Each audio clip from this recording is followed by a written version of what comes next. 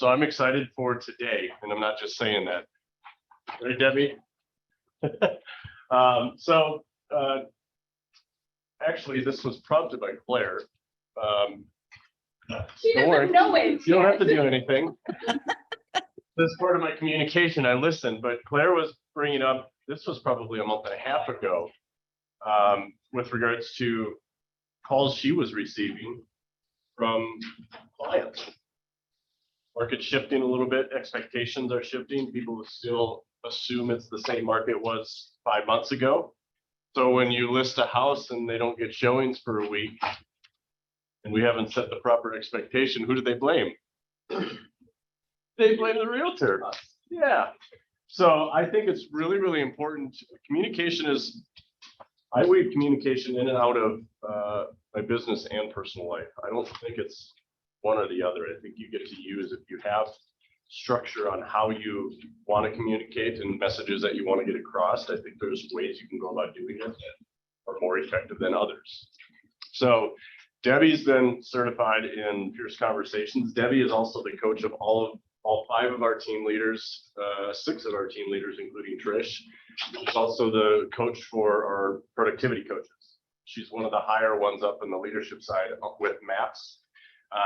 What I appreciate most about Debbie is it's not just strictly performance management. It's about coaching to the whole person and developing the person as a whole. So I just asked a favor of Debbie to see if she'd be willing to hold this conversation. So my hope and my goal is that you guys really take some notes and you think about situations both in your personal life and with clients. How you could better structure the communication, how you could better structure the conversations that you're going to have. Not only service them better, but help set proper expectations, because when you boil it down, when you guys judge the service level of somebody providing you a service, what is it typically based on? How they make you feel. Okay. So how they make you feel on the front end, what are they doing to allow that to well, I don't want to lead, I'm leading too far. The reality is they're going to set an expectation of what you can expect from them. And if you deliver on that, you'll say, cool, good job. If you don't set expectations, but let's just say I'm hiring you for something and you don't set an expectation with me, but I have this high expectation of, I expect he's going to do all this. And the reality is you signed up to do this. We're both right, but I'm going to blame you, right? So this really helps just kind of put structure around your conversation and set the framework for you guys to be able to deliver service to your clients and have happy clients that will give you referrals. So Debbie, I went longer than I needed to. You probably have a lot to go through. So let's just, she won't be able to really hear the clap, but let's just give her a round of applause anyway. Oh, you guys are so kind. Thank you. Thank you. Thank you. Thank you. I appreciate it. And it's my pleasure to be here with you guys today. One of my favorite topics in the whole wide world is to talk about what I'm going to share with you guys today. Okay. And so can you guys see that slide? Okay. I know my head's kind of in the way. And yet I have found that this is sometimes the best way to put that screen. So I'm going to just assume, unless somebody tells me otherwise, that you guys can see that. So thank you again, Jake, for the opportunity. And I really appreciate you guys being here today. And I agree. There's a couple of things I want to start off with, and that's understanding why is communication so imperative? And I've approached this specifically from a business perspective. And just as Jake said, communication is something that is critical in every single one of our relationships. In fact, one of the, just a couple of why this is so important. Communication is the undeniable skill that is needed by agents. And the reason is because your communication with the client and potential clients, your communication with the agent, the co-broke agent on the other side, your communication with the vendors, the affiliates, that will determine what will or will not happen. So when you look at it, this is communication is the foundation. Now, sometimes the struggle of this is that where do we learn how to communicate And usually it's in from our families. And I don't know about you, but sometimes we come from a pretty functioning, dysfunctional family where we haven't really identified how to have effective communication. When I say effective, I mean communication that gets results. Communication is the relationship. That is a foundational concept of fierce conversations. And what the reason that we say that is because if you decide to hold back on being able to give somebody information for whatever reason, because you think it's going to ruin the deal, you think it's going to ruin the next meeting that you're going to have, et cetera, you actually, not only do all the individuals in that conversation become smaller, but actually the relationship becomes smaller until it gets to the point to where you really don't even have a relationship with them anymore. The relationship, it's important, especially in our business, because that is what gets you the referrals and builds clients for life. I could go on that one for the rest of the time that we have. And I think you guys, as sales business professionals, understand that the way that we can maximize our business and maximize our time that we spend in our business is through referrals. And those referrals are not going to come to you if you don't have a great relationship, which the communication is what gets that for you. And then finally, effective communication will allow the clients to make the best possible decision for themselves and for the future. And they actually see you as a trusted advisor that helps them do that. And the other side of that is then, as you're a trusted advisor, chances are they're going to come to you for a lot of needs that they might need. Another repair on the house, another referral. So again, which leads back to the relationship. So communication is vital for you as a sales professional. And especially in this market, it is more important than ever. So here's what it starts with. I want you to be able to understand that, just like Jake talked a while ago about expectations, I've worded it here as far as identifying what is that client or that customer, what is their must have? In other words, what is the outcome that they have to have for them to be able to say that was a great transaction? What is their must have? These are things that you need to know. The second is clarify what that looks like. One of the things that happens is that sometimes we assume that we know what that looks like because we're putting it through our own filter. You need to be able to ask those clarifying questions to say, okay, if this is their must have, what does that look like to you? By when? How? What else do I need to know about that? You really need to have a very deep understanding so that you're not assigning your own context, your own meaning to what that actually looks like. Number 3 is looking at what information is needed when a decision needs to be made. Depending upon the type of client that you have, we could look at behavioral profiles here.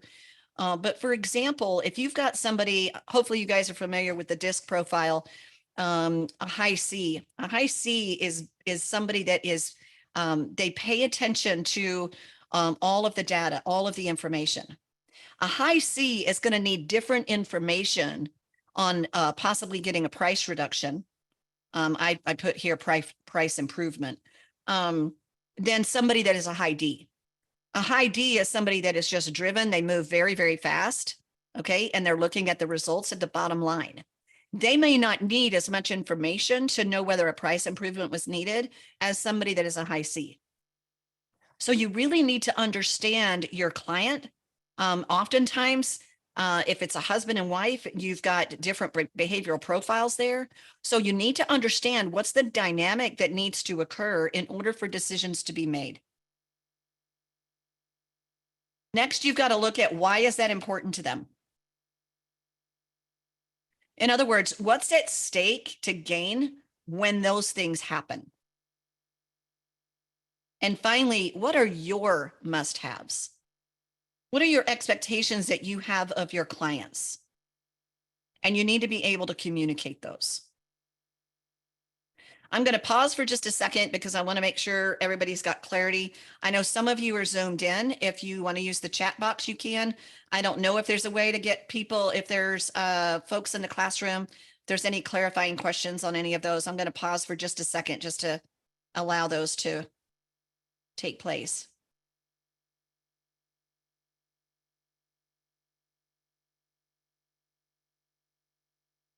Okay, assuming that we've got their great reminders. Okay, thank you, Terry. Appreciate that.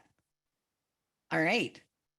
Okay, so what are some of the things that get in our way of being able to effectively communicate?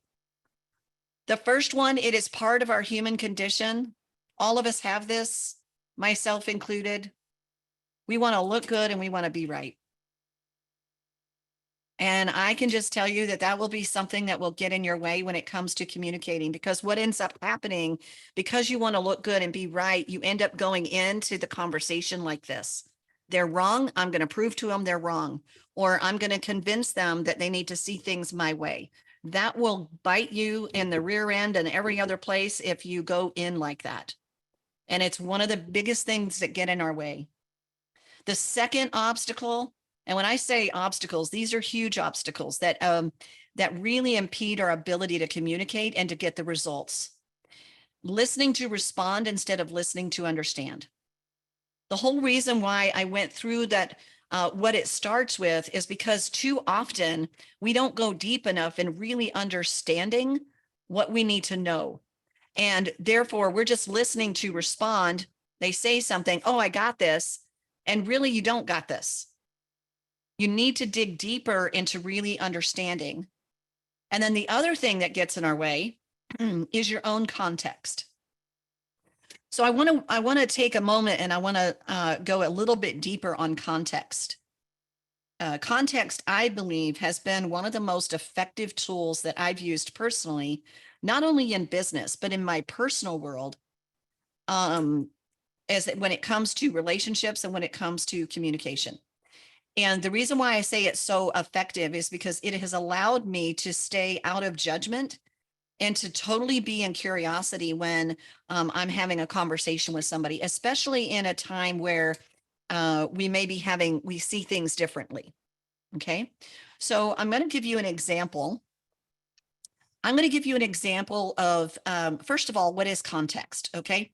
Context is made up of your opinions, your beliefs, and your attitudes about something. And when you hold on to that long enough, it becomes your truth. So for example, let me see if I can give you a quick example here. Let's say that you have somebody that that doesn't like you. Okay. Just pretend for a second. I'll use myself as an example. I have somebody that doesn't like me. So their attitude, their opinion, and their belief about me is not favorable. And I do something that's pretty cool, pretty amazing. And the idea is do they take it in? And the answer is no, they don't, because how they see me didn't line up with what I did. So they actually reject that. They don't even take it in. Even if somebody else goes up to them and says, hey, did you see what Debbie did? It was really pretty cool. It was pretty amazing. Do they buy it now? And the answer is no, because once again, it doesn't agree with their attitude, their opinion, or their belief about who I am. So the whole idea is that if it doesn't line up with your attitudes and your beliefs and your opinions, you actually reject the information. Now, it didn't take me long before I screwed something up. And do they buy it now? The answer is absolutely yes, because it lined up with it. It lined up with their attitude, their belief of who they saw me as.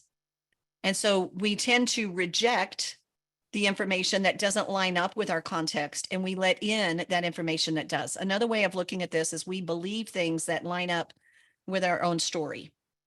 And if it doesn't line up with our own story or our own reality of something, we tend to reject it. So how does this impact you as an agent? Well, it impacts you actually in everything that you do, because your context is actually running 24/7. And your context is actually 100% responsible for your results. Let me give you an example. Let's say that you have been told that you have to go to a mandatory training event and you don't want to go. Your context of this event is that I'm going to be bored and it's going to be a total waste of time. So you're going into that workshop, that training, with the context of this is going to be a total waste of time, and I don't want to go. So based on that, you're then going to have an assessment. You're going to get into the workshop and you're going to look around and you're going to place judgment. I can't believe I'm here with these people. This is going to be a total waste of time. This chair is too hard. This room is too cold. And I don't even know why this instructor thinks that they can teach this content. That's your assessment based on your context. Your assessment then leads to an emotion. You could get frustrated. You could even get angry. You could become totally bored. As a result of that emotion, you're going to behave in a certain way. So if I'm frustrated, I might leave the room. I might begin to push back on the instructor. I might become adversarial. And based on my behavior at the end of the day, it led me to a result that was a total waste of time. And I didn't get anything out of it. So you actually got to be right about your context. And I want you to understand that your context, this is the way that you view your entire world. So if you're not getting a result, my challenge to you would be to explore your context, because that's where it starts. Now, when you're negotiating and when you're dealing with a client, okay, you're going to have your context and then they're going to have theirs. So part of it is that we all see reality different. If I asked you guys, even those of you that were in the same room together, if I was to ask you to describe the room, would you all describe it the same way? And the answer is no, you would not. And so then who is right? And the answer is everybody's right according to their own context, because again, we let in that information that supports our context and we actually reject that doesn't. So your context oftentimes can get in the way when you're doing a transaction, when you're negotiating, even when you are doing a listing presentation or a buyer consultation. Your context can get in your way. So you have to make sure that you understand that their context is running just the way yours is. Context is probably, I'm going to say 90% of the reason why we miscommunicate is because we're dealing with somebody's context. Your context can be changed, by the way. If you believe that the world stinks, or if you believe that buyers are liars, then guess what the results that you'll get is the world stinks and the buyers are liars. However, so I want you to understand any context can be justified. Any context. What we're looking for here is my context getting in the way of the result that I say I want? And it can be one of the biggest obstacles for you in your communication. All right. So I want to move from this and I want to give you some principles of communication. These are principles of fierce conversations. And these principles are basically, how do I need to show up in a conversation that will allow me to be the most effective in my communication with somebody? And the first one is that we have to master the courage to interrogate reality. Another way of putting this is we have to master the courage to interrogate somebody's context. I want you to look at their context as their reality, the way that they're seeing something. One of the mistakes and the barriers that I shared with you is wanting to look good and be right. So this is about needing to understand how somebody else is seeing the situation. It takes courage because, again, we go in wanting to be right and to look good, and we just want the other person to be wrong, therefore. So it takes courage to want to be open and stay in curiosity. Man, I don't see it that way. Can you tell me more?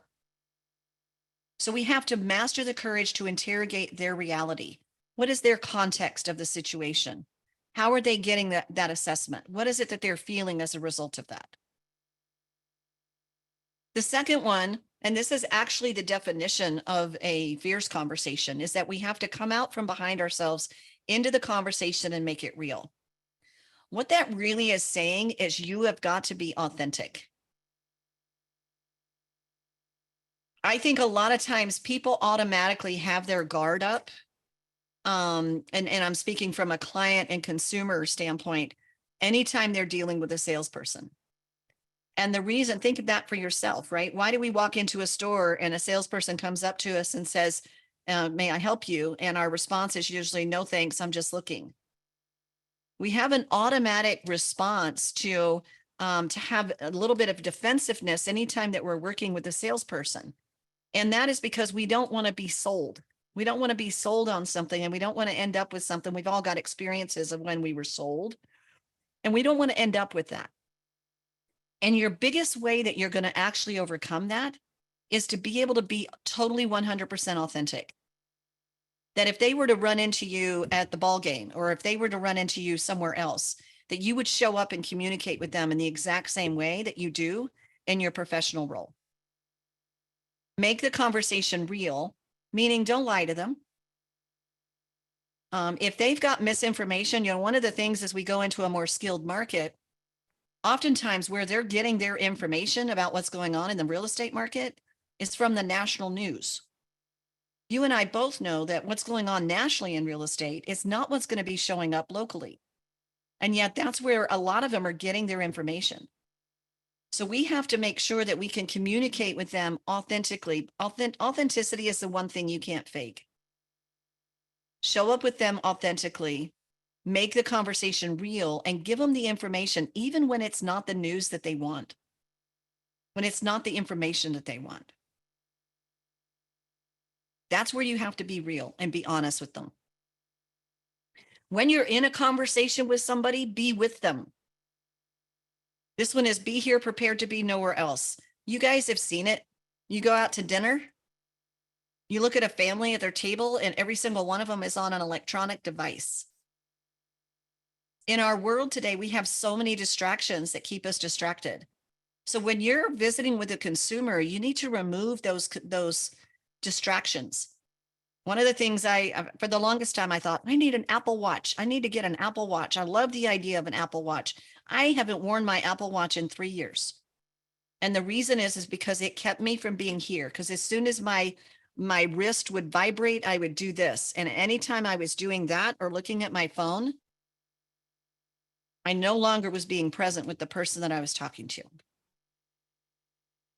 So one of the ways that we show up is to make sure that people know I'm right here with you. I am focused on you. That right there will allow somebody to feel valued and that they're important.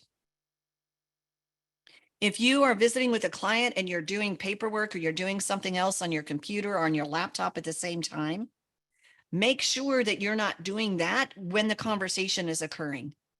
Because the message that it sends is whatever you're doing on that is more important than they are. And they are the most important thing in a transaction. If you need to do something on the laptop or on your iPad, whatever the case may be, when you're at the client, then you just say, I'm going to do this right now. Go ahead and go get you some water, go do whatever, like give them something so that you can have that space. That will show them more value and that you appreciate who they are and the way that you show up when you can do that. Tackle your tough challenge today. If you just found out some feedback from an open house, from a feedback from a showing, and it wasn't good feedback, don't put that off.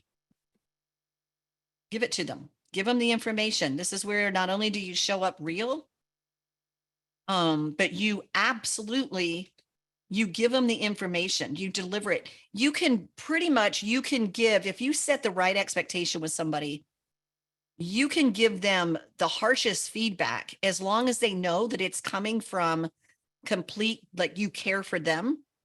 And if it's a little bit tough, Get permission first. Mr. and Mrs. Seller, I got some feedback that it's probably going to sting a little bit. Do I have your permission to share it with you authentically? When you do that and they give you permission, you can give them the feedback, because then they look at the feedback as being the challenge, not you. You're the one that effectively communicated with them. So if you gave them feedback that was not very favorable, you got permission, you shared the feedback. Now you become part of the solution instead of they want to kill the messenger, so to speak. Obey your instincts. We all have them. We all have instincts. You guys kind of, your instincts is like when you get that gut, you get a hunch, you get that gut feeling, you get the, maybe it's just a thought in your head that won't go away. Okay. Obey them. If you're visiting with a potential client and what they're saying is not quite matching up to what your sense is, and you ask them, I hear what you're saying, and I'm getting the sensation that maybe there's something else that I need to know about this transaction for this to be a great partnership with you. Am I right? That's what it means to obey your instinct. You might get the instinct that they've got an appointment right after you. Okay, you go in to do a listing presentation. You may get the instinct that they've got an appointment with another realtor. Ask them. Obey your instinct. Ask them, Mr. and Mrs. Seller, I'm kind of getting a sensation that maybe you're not ready to make a decision yet because you have another listing appointment. Would I be correct? People will appreciate your honesty. You don't have to be rude about it or delivering it, but obey your instinct. Trust your gut. Trust that thought in your head to know that it is at least something that I need to check out. That's it. Take responsibility for your emotional wake. The emotional wake is what you leave with people after the conversation is done. So did you leave an afterglow with them? They felt great about the conversation, or did you leave an aftertaste and they hope they don't have to talk with you again? You've got to take responsibility for that. If you're somebody like myself, I tend to move really fast. I make decisions really fast. And sometimes I can, in that rush to make the decision and to move things forward, I can make somebody else uncomfortable and that they don't have enough space or time to make their decision. I need to take responsibility for that. The last one is let silence do the heavy lifting. Particularly in negotiations, this is, I think, one of the most critical how-to that you could actually practice. Oftentimes, we don't give, the reason why let silence do the heavy lifting in a difficult conversation, maybe one in which we're either negotiating and a decision has to be made. Those conversations need thinking space. They need breathing space. And oftentimes we're just, we get uncomfortable with the silence and we end up almost taking the deal back away because we couldn't stand the silence. Especially if they're making a decision on whether or not to list with you. Ask them the question to close the listing, and then let silence do the heavy lifting. In other words, don't speak until they do. Don't take it back away once you've closed them. So these are the how-to. How do I need to show up? How do I need to show up in the conversation with other people? Got a question here. Jacob asks, what does taking responsibility for the emotional weight look like in a conversation and relationship? Jacob, it's a great question. And really what it looks like is that if I, let's say that I cut people off when I'm talking to them. Okay. I did not let them complete a sentence because I felt like I knew how to complete the sentence for them. And afterwards, they're like, man, she does not listen at all. That's an emotional wake that I just left with somebody. I left an emotional wake that I didn't care about them, and I didn't show up the way I needed to. That could be an emotional wake. I could inadvertently dismiss somebody because I was in too much of a hurry. And I did not let them, so they didn't feel heard. Does that help, Jacob, as far as, okay, perfect. And Debbie, this is Jen. Hi. hi, Jen. So if you have that conversation with somebody and you walk away, how might someone become aware of the fact that they're even leaving an emotional wake, or what that wake is? And then how specifically would you take responsibility for that? Do you go back to that person and apologize? Do you the awareness and the responsibility, what does that look like? Yeah, absolutely. So sometimes the awareness is like if you become purposeful around this and it might be on, like, what I tend to do for my own awareness is I will evaluate, okay, who did I have a conversation with today? And how do I think I left that conversation? Usually I'll get some type of hit of where, man, I think I could have said that differently, or I think I could have supported them in a different way. So then I'll go back to them and I'll just say, hey, yesterday I want to check in on something.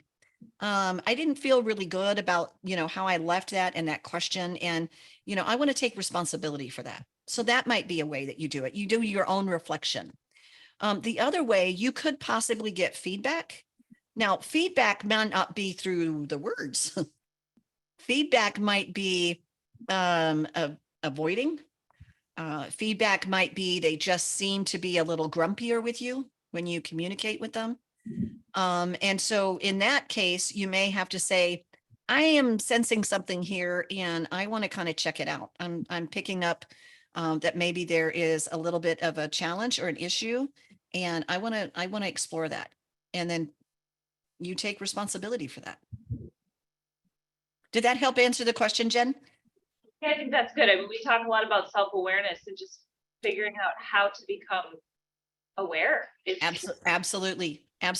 One of the things that when I teach fierce conversations, one of the things that I do, because these are the 7 principles that we have of how do we go about making sure every conversation that we have can be the most effective. And what I will challenge people to do is to pick one of these.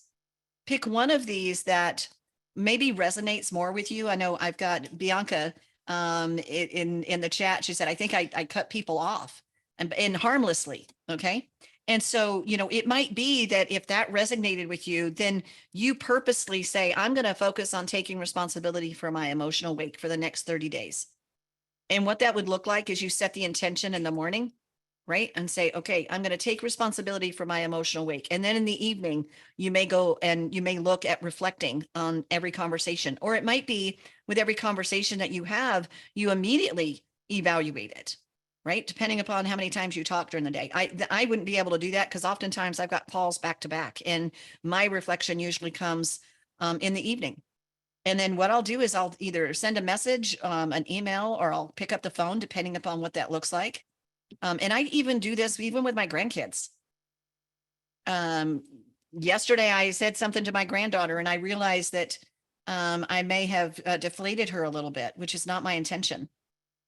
And so I called her, I FaceTimed her and I said, hey, I apologize. I don't think I really listened to you when you were sharing that with me. And I want to take responsibility for that. And I would really love to learn more about that. I took responsibility about, she's 10.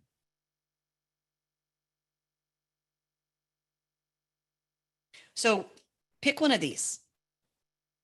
Pick one of these and say, I want to practice this. With master the courage to interrogate reality, it's being curious. It's understanding what is somebody else's context of a situation. How do they actually teach it? Coming out from behind yourself into the conversation and making it real. Are you being authentic?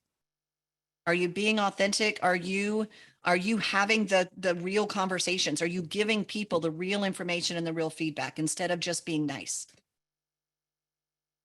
Are you being here? Are you being present, or are you multitasking? Tackle your tough challenges when something happens. Are you addressing it right then, or are you letting it stew for a while and then making it really big? Are you obeying your instincts? when something doesn't feel right, or I like to say it's kind of the smell test, right? It's just like, that's what they say, but I'm getting this hit. Practice that one. Taking responsibility. I've talked about that one. Let silence do the heavy lifting. Where might some of your conversations need a little bit more breathing space? And take it and practice one of these. Okay, so now that I've talked to you about the how, where I want to take you next is one of the most critical things, and especially in the business world, okay? You need to prepare for your conversations. And when I say prepare, I don't mean every single conversation prepare for it like you're doing a presentation. I mean, if you know that you are about to go into a seller to get a price improvement, if you are about to give the news to a buyer that their contract wasn't accepted, those are just a couple of examples. Okay, in that this is like prepare for the conversation. In the personal world, if you sometimes as leaders we get stuck in a vacuum of how we make decisions. So for those of you that may be on a team, okay, and I want you to understand that your decisions are being made based on your own context. And there might be a whole lot of other reality going on that you're not considering in your decision. So you can prepare that conversation to get more collaboration with people. That would be a preparation. If you need to have a corrective conversation with somebody that maybe is a direct report, or maybe it's maybe it's somebody at home, maybe it's a friend, as far as there's a behavior that's being exhibited that needs to change, then you prepare to have that conversation. A lot of times what we do is we wing it. And so preparation is the most important. So what I've done is I've taken a couple of conversation models and I approached it from the context of if I was either negotiating with somebody or I was looking at communicating with a buyer or seller in that something different needed to happen. Okay, price reductions, all of those. How would I prepare for that conversation? So I've outlined this, and honestly, what I would recommend you do, and you've got these in handouts that are available to you, I would take this and use it just as a questionnaire to help you prepare. Okay, so that you would know that I've got the answers to this. I don't mean walking in with a script, but how can you prepare to really get an understanding of the conversation? Because oftentimes when we wing it, we miss a lot of ideas, and then we want to try to go back and have the conversation over, and it's much more difficult. Okay, so I would encourage you to prepare for your conversation. So here's a little bit of preparation. Okay, step number one would be, what is the issue? What is the issue that we've got? It could be the price. It could be the appraisal didn't come in. There's something on the inspection, right? Again, I'm putting this in the context of your business. But what is the issue that you need to address with them? Be concise. Like to say the problem named is the problem solved. So this could be a challenge. It could be a concern. Maybe it's an opportunity. Maybe they've had their heart set on this, and we've maybe submitted something, and then the real property of their dreams came up. Okay, whatever the case is, but be able to identify, here's the issue, because people need to understand, what are we going to talk about right now? You guys don't have to raise your hand, but I want you to think about how many times have you either been in a conversation or been in a meeting and you're wondering, why are we having this conversation? What's this meeting about? Okay, and our buyers and sellers sometimes go through, our potential clients, other agents kind of have the same thing. So this is about saying, hey, here's the topic of our conversation. And then why is it significant? And the question that you can ask yourself is, what's at stake to gain or lose? What's the impact of this issue or this opportunity? What is the ideal outcome? And this is where, when you're identifying the ideal outcome, you want to base it off of what is their must-haves and what are your must-haves. So I'm taking you back to the very beginning when I said, here's where it all starts, and understanding what must they have. So going back to, what is the ideal outcome based on this new information, based on this issue, right? How is that lining up with their must-haves? What is the relevant information that they need now? This could be information about the market. The more skilled the market, the more the market is kind of, you need to stay on top of it, right? Be that market economist. How many more additional listings are on the market this week? How many of those sold? Has our days on market shifted? Has our month supply of inventory shifted, right? All of that could be information that is important to understand in the transaction. So what's the market info? What is realistic? Keep in mind that they're getting their information based on sometimes the national news or a national, I don't know if we still have newspapers these days. I haven't seen one in so long, except for when I stay at the hotel and they slide the USA Today under my door. That's the last time I saw one. And yet there may be some people that still read the newspaper, whether it's online or in paper. Okay. So what's realistic? What has changed since maybe you first met with them? So it's helping them to understand and navigate. Again, the more skilled, the more the shift is occurring. Those changes may be occurring at a rapid rate. So you want to make sure that you include that information, and then recap what you've currently done to this point in order to reach their desired outcome. I think one of the things that I know, I don't know that if our clients really understand what we're doing behind the scenes in order to meet their real estate expectation. I don't think they really understand that at all. And I think this is a time where we need to recap.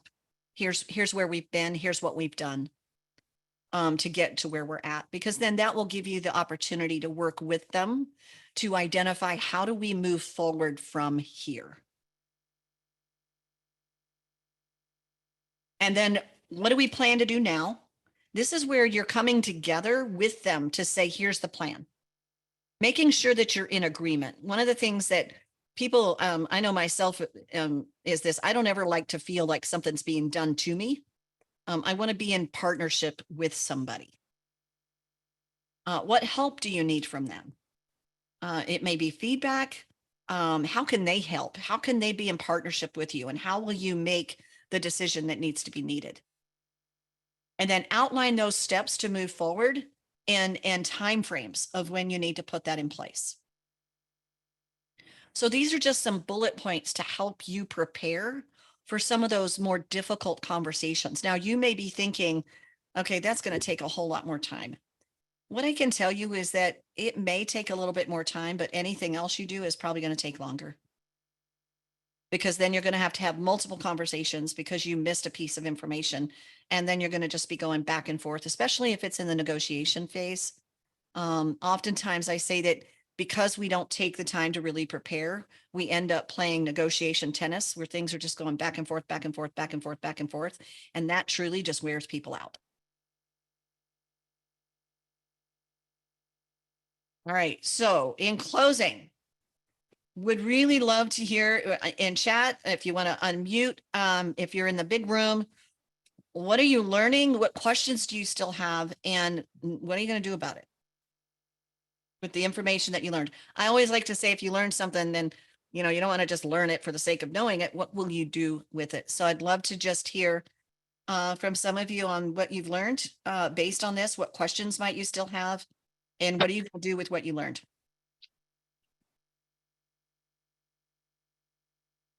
I'd love to hear from 2 or 3 of you, 4 of you.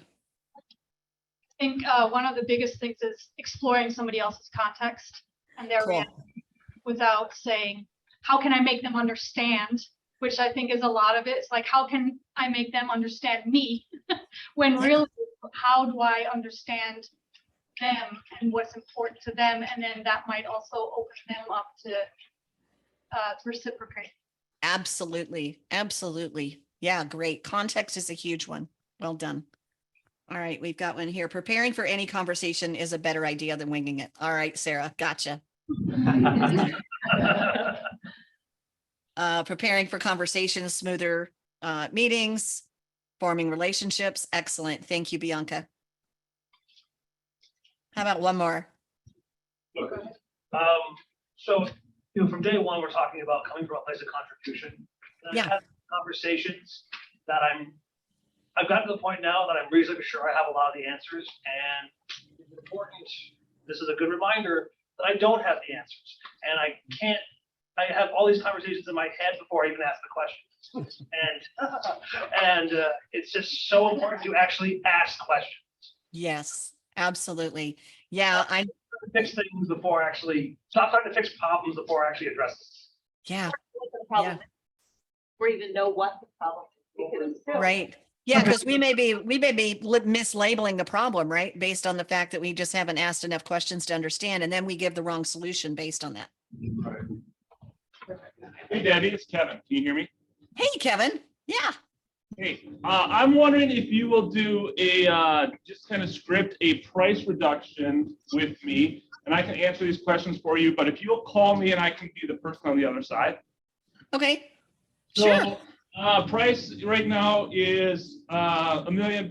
We want to do a 5 to 10% price reduction because showings we've had 15 of them, no offer.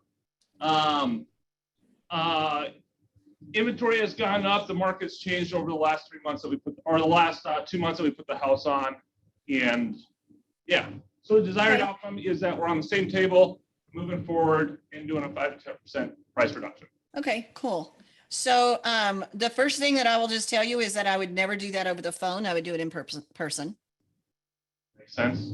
And the reason for that is because in communication, in conversation, you are going to miss about 50% of the conversation by not being able to see them physically.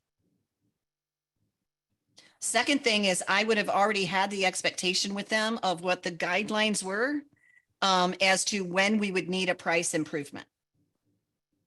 So we're going to look at Mr. and Mrs. Seller, we're going to look at a price improvement if we have X number of showings and we don't have any offers because what the clients are telling us is that we are overpriced. We need to look at a price improvement.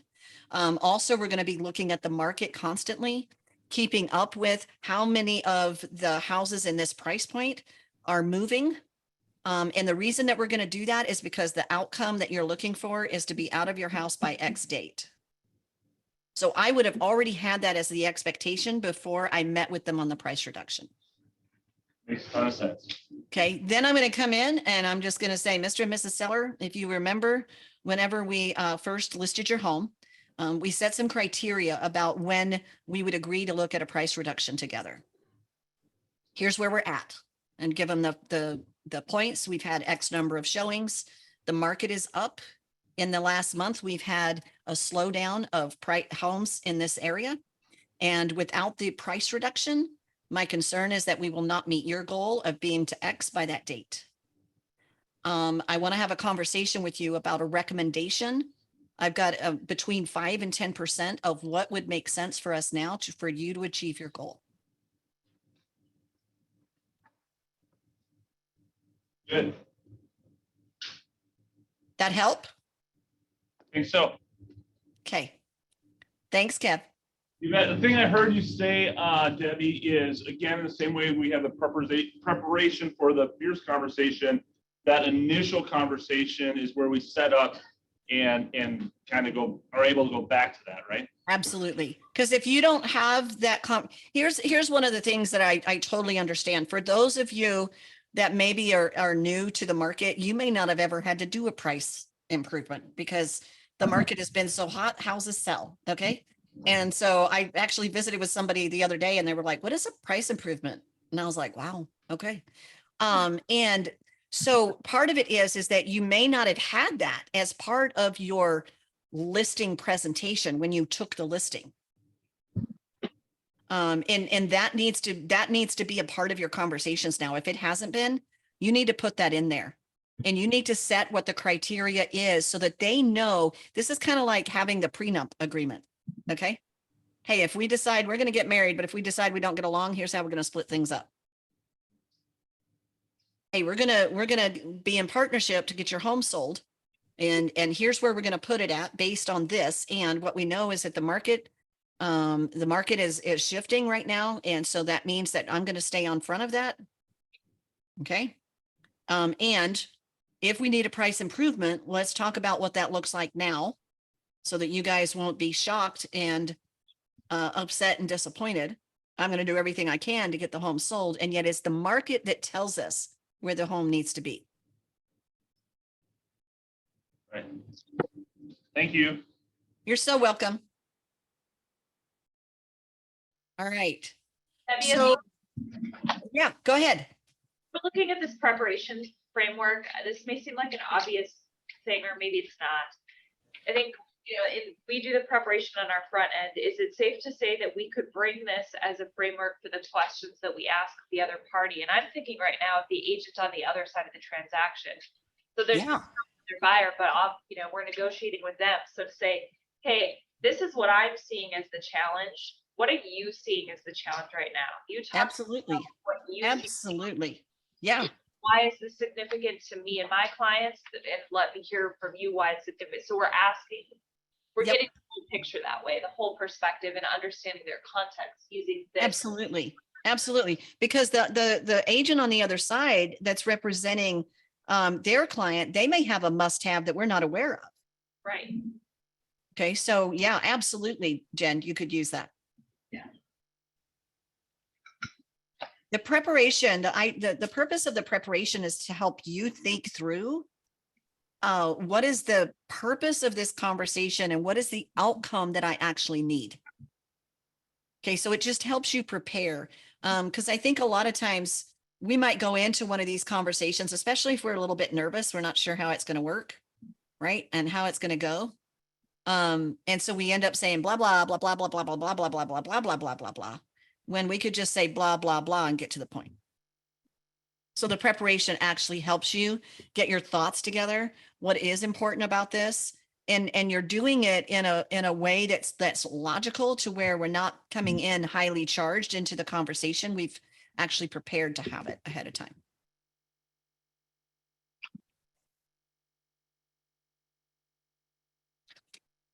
All right. So, Jake, I don't know if there's anything else that you want me to wrap up with today. No, I think this has been super helpful. Okay. I think you made one point where it takes intention to be prepared and thoughtful in advance. Like the whole thing that you said, you set it up for future conversations. Like so many areas in our world where we can set up future conversations that would eliminate getting kind of hit by the side without even realizing it's coming. So if we're a little bit more strategic, our service level, then I think it was super, super great, Debbie. Thank you. Cool. It is my pleasure. And happy to if anybody's interested in learning more about Fierce Conversations, just feel free to reach out to me. I've definitely got those virtual events happening all the time if anybody's interested, and would love to help in any other way that I can. So I appreciate you guys. I appreciate your market centers. You guys have got an amazing